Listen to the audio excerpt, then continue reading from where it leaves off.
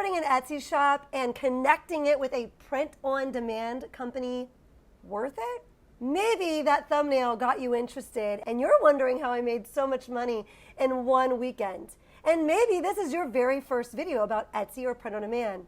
If it is, did you know that it's possible to open an Etsy shop and sell things like mugs, t-shirts, tumblers, tote bags, and never actually touch those items yourself? You can use a design app like Kittl and use images or artwork from websites like Creative Fabrica to create your own designs and then place them on pictures or mock-ups, blank items, blank totes, blank shirts. That's what the pictures are of, and you could buy those right on Etsy.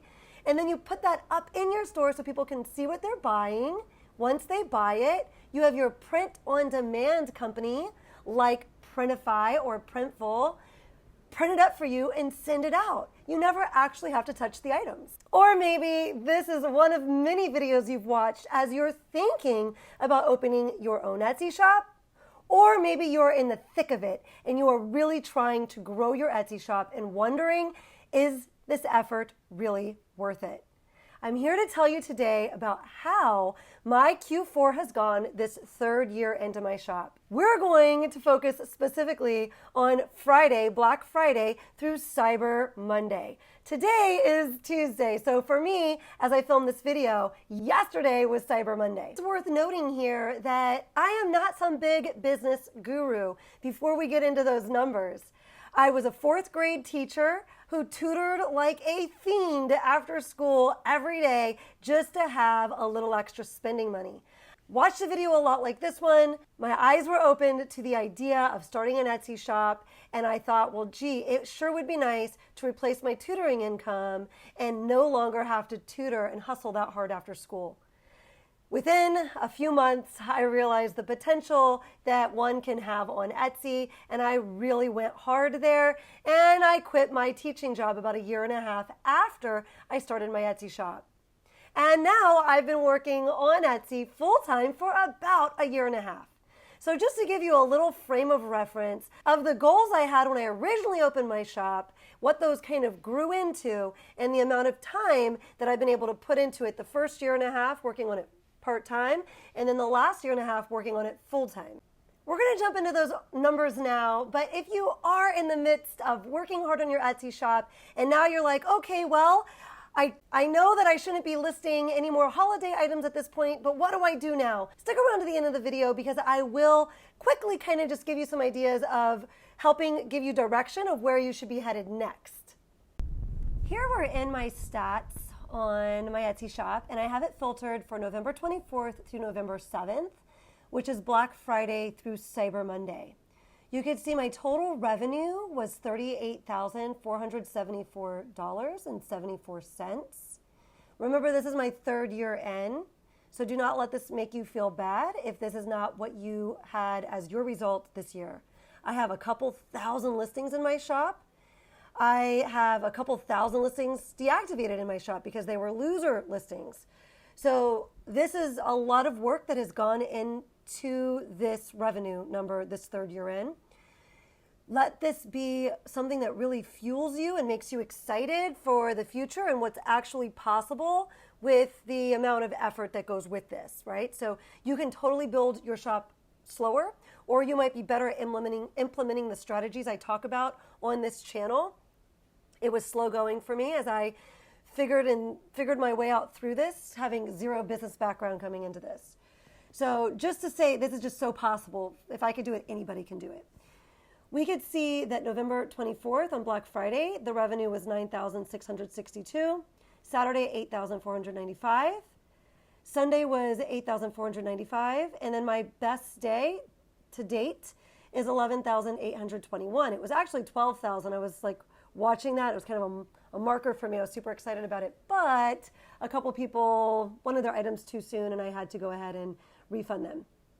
So if we come back over here and we take a look at our orders, you might be curious about this, I'll show you.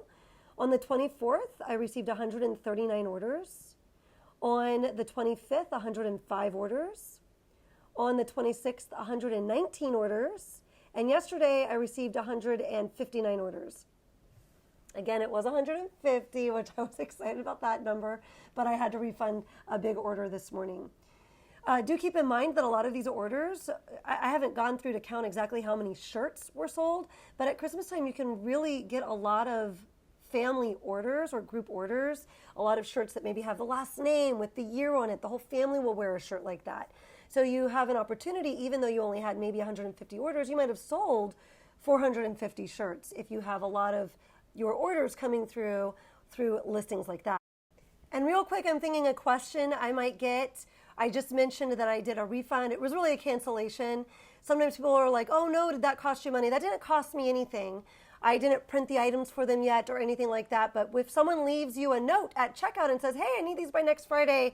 Hey, I'm so sorry I can't get them to you by next Friday. Would you like me to cancel this for you? And that's no big deal. You just cancel it. Etsy doesn't charge you the fees or anything like that. It's a complete wash. You're not charged anything. And you're able to cancel and refund it for your customer. The only time that becomes a problem is if your print-on-demand company has already printed the items for you. And then you have to make a decision on whether or not you're going to be refunding that or letting them know that it's too late to cancel their order because the order is locked and the items have already been printed and are being shipped out. I don't have my exact profit from the last 4 days, but I do have my exact profit from the last week. And I'm going to share that with you in just a moment. Before I do, I wanted to mention 3 things real quick. One, I am sorry that the videos that have come out this month, if you're a subscriber and you watch all my videos, that they've been not very edited. It's just been very, very busy with Etsy. And so I've needed to go ahead and put more of my efforts there this month. And so I've still wanted to get content out to you each weekend. I didn't want to leave anyone hanging as they're going through this journey.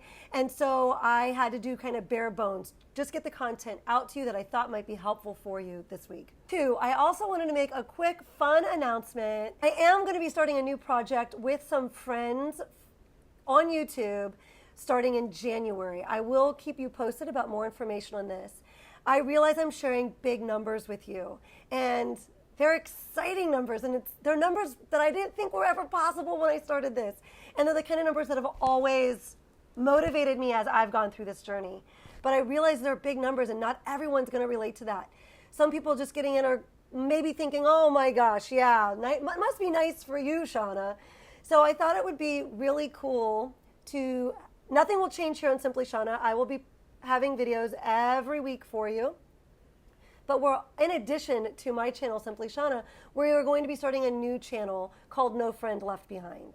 And my friend Mike, who just made his first sale, will be sharing his journey throughout the year next year.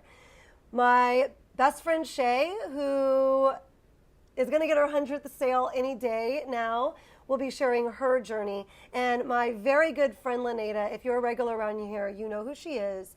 She is well into her thousands now. She passed the 1,000 marker, and she's got her sights set on those next big markers. So as they are going through their journey next year, we are going, and when I say next year, I'm talking 2024. This is being filmed 2023 of December. So in a couple of weeks, we'll be starting a channel there. Keep your ears peeled for that. I will be putting a link down in the description once we kind of have one, but that's something we've been talking about, and we're really excited to do that. And number 3, if you do think that this is the kind of content that you could find value from, and you want to be posted on when that new channel gets started, or you want to hear about how the entire Q4 went as I have documented that journey on my channel, or more about the strategies that I've been using to get these kind of results. If you are not yet a subscriber and this sounds like content that you'd like to be listening to, I invite you to go down and take this opportunity now to go ahead and subscribe so you know when new content's coming up and you can be in the know when it comes to these things. Also, if you're enjoying this video, I'd so appreciate it if you went ahead and boop to the like button, as that really has made me thankful that I did stop in all of my Etsy efforts and made time each week to go ahead and get these videos out to you. Okay, let's talk profit.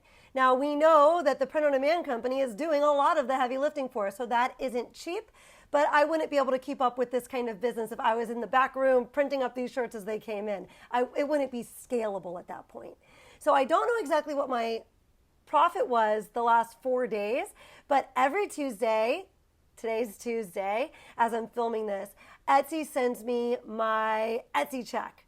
So this morning, my Etsy check was $35,454.97. Now, I didn't get to keep that full amount. I had to go and pay my print-on-demand companies. So after I paid Printful and Printify, I had to pay out $23,569.42. And that left me with a profit for 7 days worth of work, $11,885.55. $11,885.55. That is what is possible down the road with your Etsy profits in just 1 week. This has been my best week yet, and I bet next year I'll be topping this one by a whole bunch. So it's very scalable. There's no ceiling on this. More effort you put in, the better you get at the strategies and the designs and understanding how to add value to the market, then the more you're going to make down the line as you get yourself worked into the Etsy algorithm and you get people purchasing from your listings. Lastly, let me give you some direction for the upcoming weeks. And I am going to do a deeper dive video into this where I've put more thought into it. But I just kind of know that people need to hear this right now as you're coming off of all of the listing for the holidays. And what do you do now? And maybe some concerns you might have. I know concerns I had. Oh no, I had these holiday listings that were selling and now my shop's going to die because I have nothing else to sell. Your shop's not going to die. You have work to do. I think of it like train tracks, and you do not want your train to have to come to a screeching halt. You need to get the tracks built. So those tracks that it needs in January, February, March, it's time to start hustling and building those tracks now. Use any momentum that you were able to scrounge up during this period of time for the holidays during Q4. Make sure that you're adding to your shop so that you can continue on that momentum. Now, you're obviously not going to be able to continue on like a Christmas momentum in January. And most of us will have a big plummet in our sales in January, depending on our niches. Most of us will. Like if you are big into maybe wedding niche, maybe you won't. And there's some other niches that you can really build up that will help make your sales more even throughout the year. And that might even boom in January. But if you were big into the holidays and you can expect then probably a kind of a drop in January, don't freak out. That's okay. It is just time to keep rounding your shop out and keep adding things to it. Now it's time to hit your evergreen niches. Anything that you were working in before, make sure you're adding to those evergreen niches. Evergreen niches are things that can sell all year round. So things that people are doing all year round, they're getting married, so wedding types of things. It's got highs, more like April, May, June, like there's certain months that's going to have a high, but it is evergreen because people are getting married all of the time.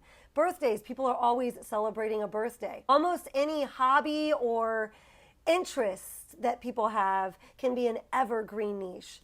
Vacations, depending on what time of year you're vacationing, it might change the designs, but that is a evergreen niche. People have babies all year round, so you can be making things for mommy and me, or for the mom that is expecting, or for the mom and the dad that is expecting, or the mom and the dad that want to announce to everybody that they're expecting with some cute items.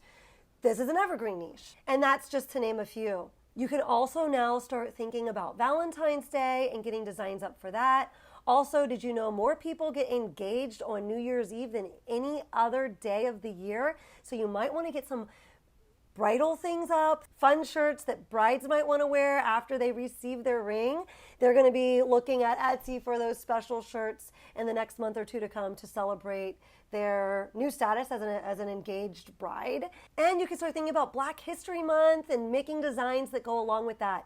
That's just to name a few, and if you're looking for more ideas, Cassiy Johnson, another YouTuber that I admire and I've done her mentorship group, I've done her course, and I have a lot of her resources. She does have a calendar to help you prepare throughout the year, and I will leave it linked down below.